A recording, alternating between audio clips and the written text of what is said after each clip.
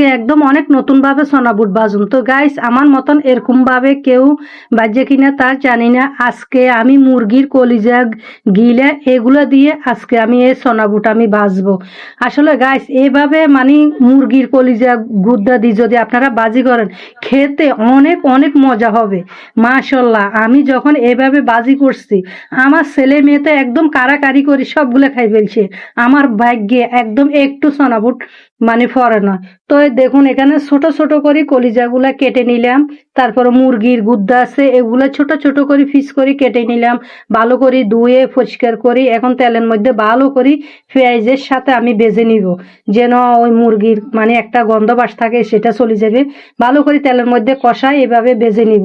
তারপর যখন একটু হালকা একটু লাল লাল হয়ে আসবে, তখন এখানে আমি আদা বাটা, জিরা বাটা এগুলো দিয়ে দিব। দিয়ে আবারও ভালো করে আমি লেড়ে দিব, ভালো করে উল্টায় পাল্টায় লাড়ি সারি দিব।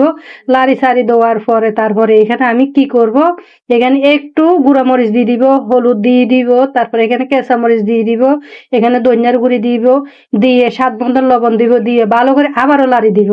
তো এইভাবে লাড়ি টাড়ি এখানে একটু পানি দিব, পানি দিয়ে ভালো করে যখন আমার কষানো হয়ে যাবে, তখন আমি কি করব, এখানে আমার সোনা বুটগুলা দিয়ে দিব।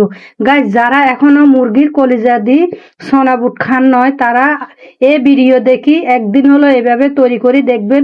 পুরা পরিবেশ সহ এইভাবে খেয়ে দেখবেন, মাশাল্লাহ তৃপ্তি করে সোনা বুট খেতে মন চাইবে।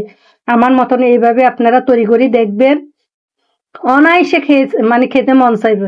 তো সামনে আমাদের রমজান আসতেছে। তো এরকম নিত্য নতুন যদি এভাবে আমরা সোনা বুট খাই, সোনা বুট তো বেশার কম সবাই খায়।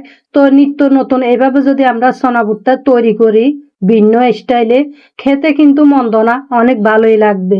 তো এরকম মুরগির কলিজা গুদ্দা দিয়ে সবাই এরকম করি দেখবেন, ঘরের পরিবার নিয়ে খেয়ে দেখবেন, অনেক অনেক ভালো লাগবে, অনেক আনন্দ লাগবে।